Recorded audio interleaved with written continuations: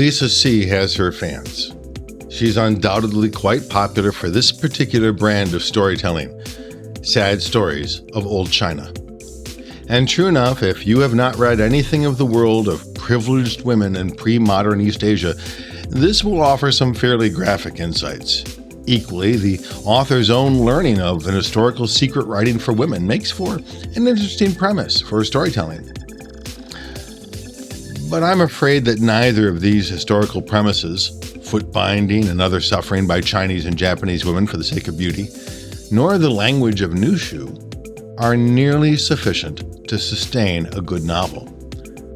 I found myself frustrated at two levels. First, the characters and their own growth itself. We might hope to see the development of their ideas, of their relationship, of their understanding of their own condition, etc., but these fundamentals to storytelling take a far back seat to outside events, many beyond their experience or understanding, which impact their fortunes.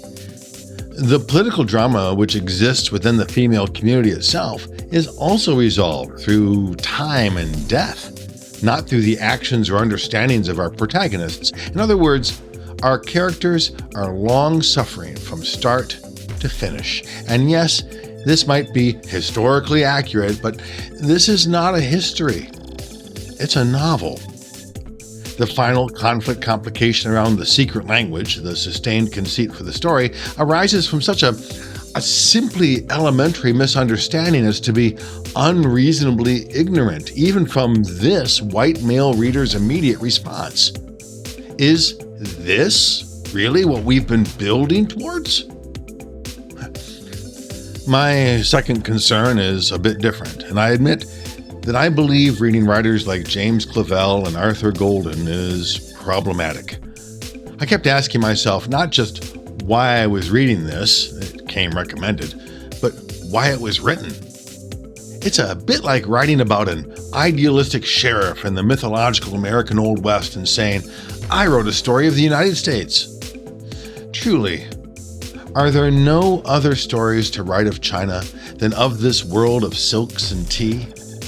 If we want to stay with historical fiction of China, are there no other eras or classes from which to draw across its thousands of years of history? Reading this felt oddly voyeuristic, so focused through this single misaligned peephole into a vast and complex culture. Now, it's true, I've been recently reading contemporary writers from China, and so perhaps the comparison isn't entirely fair. But there it is, a comparison. There are far better choices into literary China, and I don't see what this book, in that light, has to offer.